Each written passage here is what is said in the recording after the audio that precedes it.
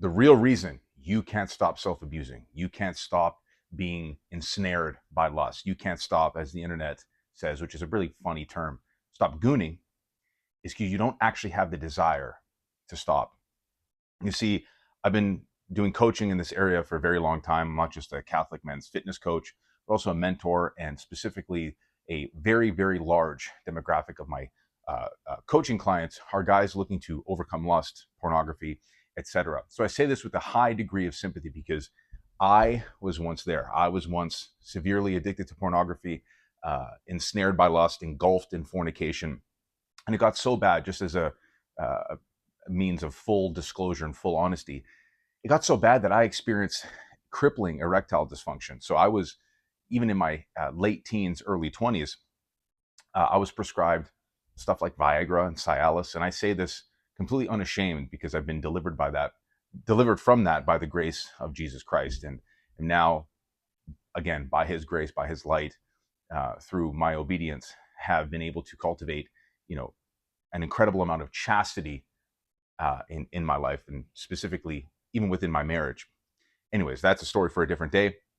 But I wanted to share that as a means of, being, I guess, for lack of a better term, vulnerable with everybody watching this. I'm not trying to preach from some kind of pulpit or ivory tower. The reason I kept failing, and the reason why so many men fail, and this is a conversation that I have with so many of my guys, so this is not me trying to punch down, is that you could be doing all of the consecrations. You could be doing all of the rosaries. You could be doing all of the praying and fasting and going to confession and receiving the Eucharist. If you don't will change into existence, it's never going to happen. See, grace builds on nature. St. Thomas said that. Grace perfects nature. I believe St. Thomas also said that. But if we're not actually trying to change our nature, all of these prayers are kind of akin to getting the perfect training regimen, buying all of the supplements, getting all of the training gear, and actually not showing up to the gym to actually train. This movement of the will, this ascent of the will to change. And it's got to get to a point where the pain of staying the same being greater than the pain of change. I'll say that again. For somebody to actually change and transform their lives with regards to lust or really anything, the pain of staying the same must be higher than the pain of change. Because I promise you, the pain of staying the same is greater than the pain of change. And this is a stumbling block for so many guys. They think that by praying the right set of prayers, doing the consecrations, the fast, the reading of scripture, the confessional visits, etc., all the things that I just mentioned, that will cause the change in and of itself. Now, great. I mean, that'll leave an opening to cling to the graces from our Lord Jesus Christ to overcome these things, because he gives us the graces to overcome all. But if we don't move our will, it's blunt force discipline, blunt force movement of the will to cling to these graces. It's not going to come easy.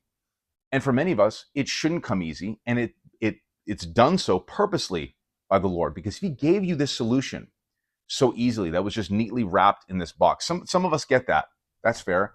But exception makes bad law. The majority of men that are struggling with this are really, really struggling with it. They're really clawing through the mud. And of course, it's an imperfect process, right? There's 2 steps back, 3 steps forward, etc.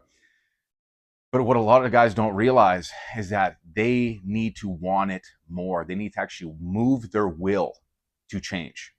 They need to move their will to cultivate this level of discipline, that when those temptations arise, when they're alone at night and the prayers are done and it's dark and they're about to go to sleep, that when these pangs come from the enemy, they're able to resist, because it's in those micro victories that the overarching war, the battle against lust, is defeated.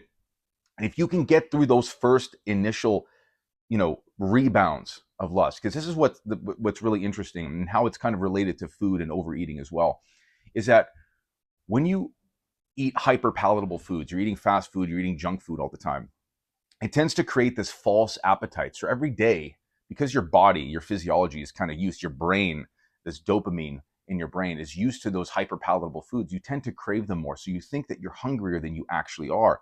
And it's the same thing with lust. It's the same thing with pornography and self-abuse. The more that you engage in these types of behaviors, the more it creates this false sexual appetite, that you think your libido is super high.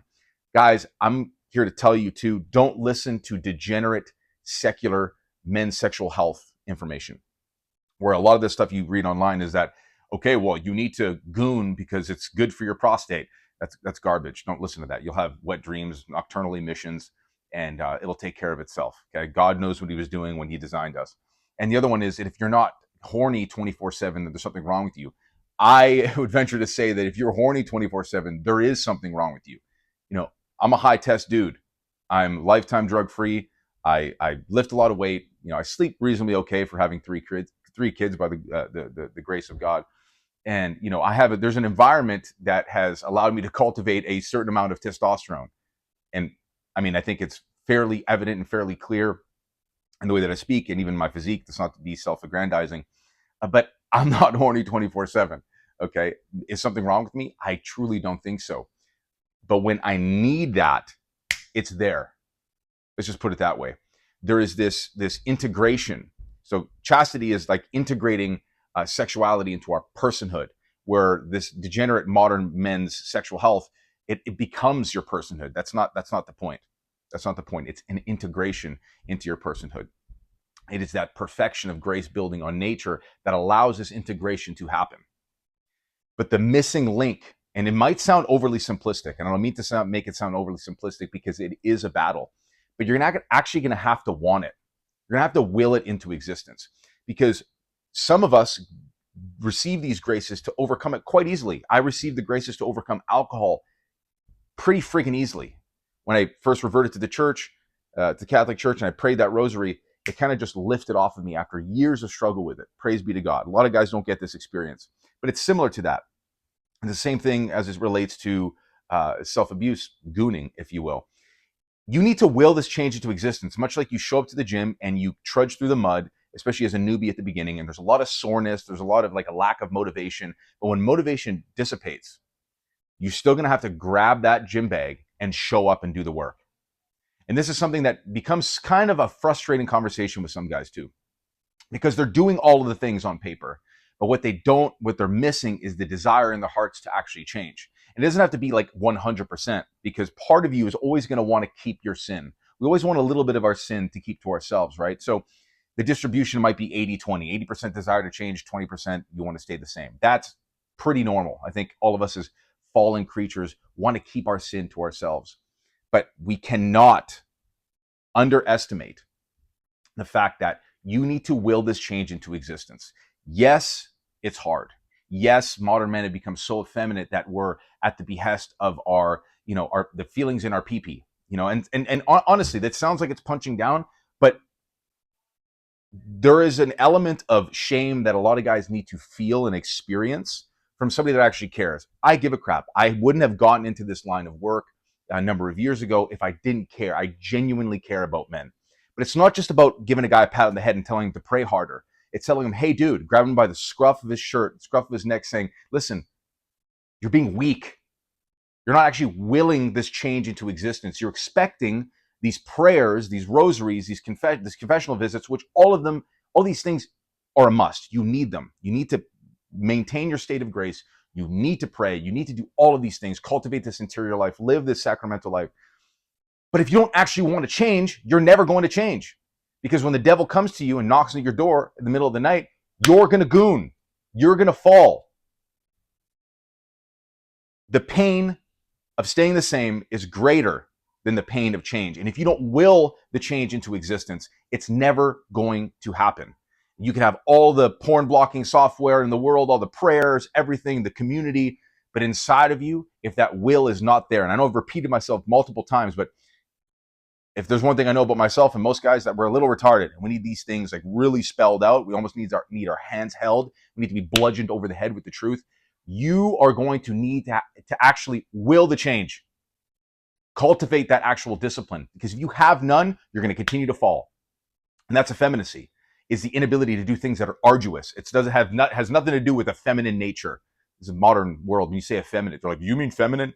No, I don't mean feminine. I mean the inability or the not wanting to do things that are arduous. This is arduous, but this is your means of sanctification. People want to talk about being saints. People want to talk about being crusaders. They need to learn to stop touching their peepees. And how you stop doing that is not just by praying, by understanding that it's going to be a battle, it's going to be a slog, and you're going to actually have to move your will to make this change happen. And some guys need coaching. That's great. This is why I do what I do. So if you're a guy that's, struggling with, gluttony and overeating and being physically weak and struggling with lust, and you need somebody to coach you through that, please, by all means, I will leave my application in the description box. Reach out to me. If you need, porn blocking software or productivity software, there's a brilliant one in Shift. I'll leave that in the description box below as well. But all of these things, you could coach, you could download Shift, you could do all of these things. You're going to actually have to want the change and will the change, because you're actually stronger than you think that you are. Okay. And we could talk about all kinds of strategies, going for a cold shower, going for a walk. All these things are fine and dandy, but there's still going to be a point where in the middle of the night or whenever these temptations are going to arise, and it's just going to be you versus the devil. Who is going to win? Who is going to win? The devil's going to win if you don't actually will that change into existence, guys. That's the missing link. That's the reason why you can't stop gooning, is because you actually don't want it enough, and you don't actually want to will the change. Will the change.